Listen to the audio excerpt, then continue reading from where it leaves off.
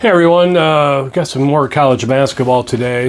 Today is Saturday, January 6th. Ended up going 2-1 yesterday. It's actually 4 games over the last 2 days where I missed by a bucket. So that's the breaks though. But still haven't had a losing day technically yet this year. So let's go with this. I have 9 games. They are all, I had too much stuff kind of going on this morning. So I don't have anything before 3 o'clock Central Time, so this is all 3 o'clock. There's tons of games today, so we got plenty of stuff going on. Let's get to it. The first one is FAU at Charlotte. So Florida Atlantic, obviously, really good team, having a great year, scoring a bunch of points. They're 15th in offense, 44 in defense with the KenPom ratings. Start looking at this, I'm just like, I know it's a big number, a big road number. But, they're averaging 83 points. Charlotte is just not, they're just not scoring. I mean, I thought they'd be a better team than this year. Lately, they just really haven't been scoring. I actually looked at the last 4 D1 games, and in 3 of them, they scored 56 or fewer. Do I think they're going to be somewhere in that, 55 range against this FAU defense? Probably, and it's 8.5 points.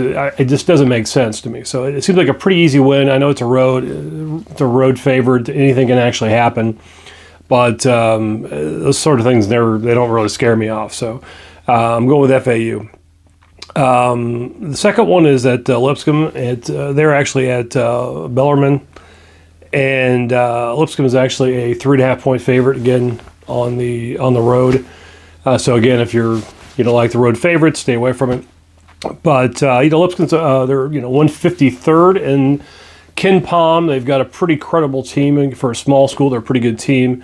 Kind of a mid offensive and defensive team. But recently, they beat Florida State, and they just lost to Arkansas by a bucket. So they're pretty solid. Bellarmine's, they're a sub-300D. They're 280 in offense. They only have four wins this year. Only one of those was to a Division I team. Their last 5 losses were all double digits. It's just again, it's one of those night and day things. I look at it's 2 buckets, on the road. It's not that big of a deal. So taking Lipscomb, going to give it 3.5 there. Game 3 is Seattle is playing at home against Cal Baptist. Obviously, they're at home. They're obviously a better team, particularly defensively.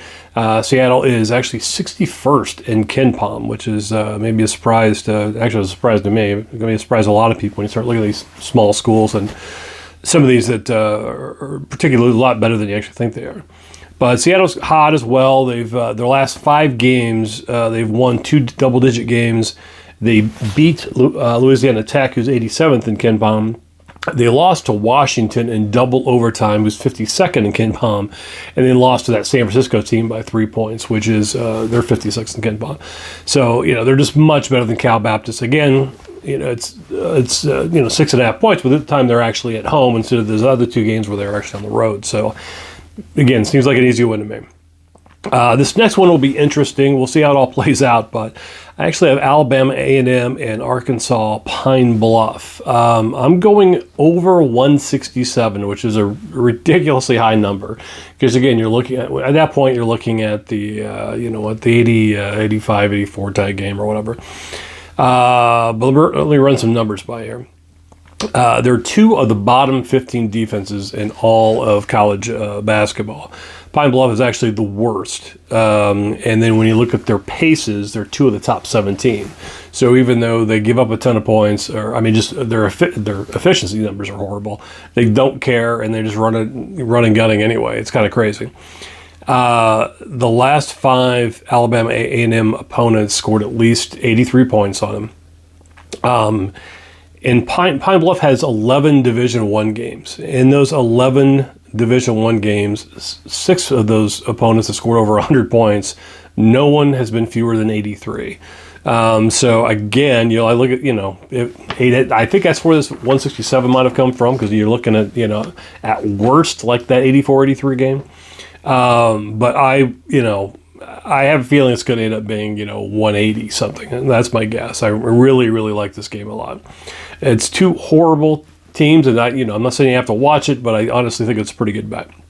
All right, so Game 5 is Southern Illinois at Illinois State. A good Missouri Valley team. Our game. And I've said this in a previous post, I'll say it again. I watch a lot of Missouri Valley, being originally from Central Illinois, watch a lot of Big Ten, and I live in St. Louis now.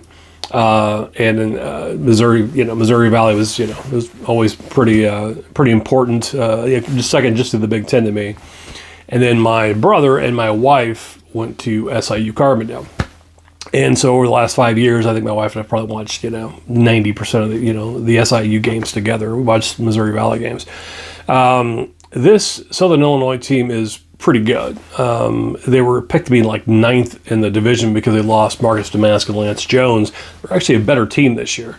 Those guys are obviously really good players, but they're a better team, and kind of spreading the wealth a little bit. Some guys that were, third and fourth bananas for a while of actually getting a chance to play. And one of those is Xavier Johnson, obviously, who transferred in last year, who was kind of behind those guys. Now he's, one of the best players. Well, he is the best player in the conference. I think he's still either first or second or third leading scorer in the entire country. They're more athletic, shooting the ball from three really well. And just to give you a heads up, offensively, SIU is 105th in KenPom. Illinois State's 286, and then defensively, SIU is 95, and ISU is 134. SIU has a couple close losses to James Madison and at Wichita State, and then Indiana State beat them, who of course is obviously really good. But just again, SIU 49th in effective field goal percentage, and ISU is 270th in defending. SIU is 40th in defending, the effective field goal rate, and ISU is 203 in scoring. ISU even scores. They even turn the ball over a lot more than SIU as well. So it's like this is one of those games where Southern Illinois is a 10 to 15 point better team. They just are. And SIU is only giving 2.5 points. So it's one bucket. It's one 3-pointer is the difference they think it's going to be in this game. And any close game, I'm betting on Xavier Johnson. The guy either makes a play at the end. Generally, it's either a 3-pointer or he just gets to the line. He's shooting over 90%, which is number one in the conference.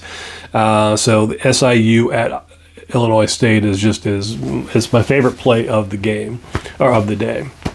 Go on to the next play, which is number 6, is Utah. Utah is at Arizona. They're getting 13.5 points. Okay, well, we know what both teams can actually do. They've both been pretty good. They're KenPom 30 and KenPom 3. My thing is, I just think it's too many points for a game that I think it should be closer than this. I know Arizona, they lost FAU recently, and then that Stanford game. But I think this line is inflated because Utah got beat last game, and then Arizona blew out Colorado. And I think the line is just inflated because of that. But I think it's a closer game than that. It should be a single-digit game. Do I think Arizona wins at home? Yeah, probably. But Utah is actually top 20 in three-point shooting, and that is Arizona's Achilles heel. They're actually sub-200 in defending the three. I just think they keep it close in the entire game. So I think 13.5 is kind of ridiculous, so I'm going to go with Utah and give them 13.5. This next game is 7 and 8. It's a bit of a twofer. It's the St. Thomas against Sacramento State. St. Thomas joined Division I a couple years ago and started off. They were actually scoring a lot of points, and then their defense was horrible, so they had a lot of 90 to 85 games and things like that. They've been playing better D, particularly this year, and they're just again a much better team than Sacramento State. They're at home.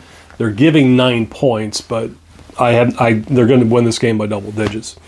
I look at so St. Thomas is they're 138th in offense, 159th in defense, where Sacramento State is 303rd in offense and 276 in defense. St. Thomas playing at home this year.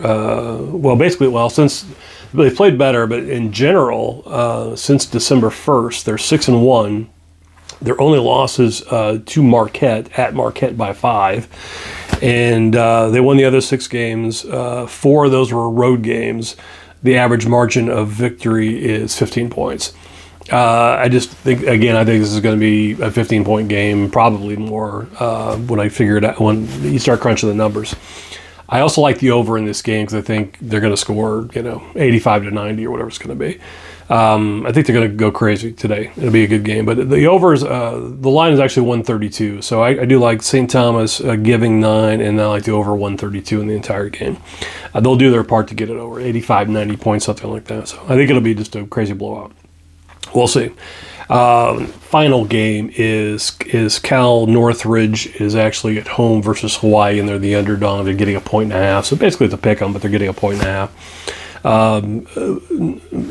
It's the thing about Northridge is they've played a bad schedule this year, and I mentioned, I know in a previous video, where they're just not really getting the respect. I think it's because of their schedule, but they've been playing a little bit better teams.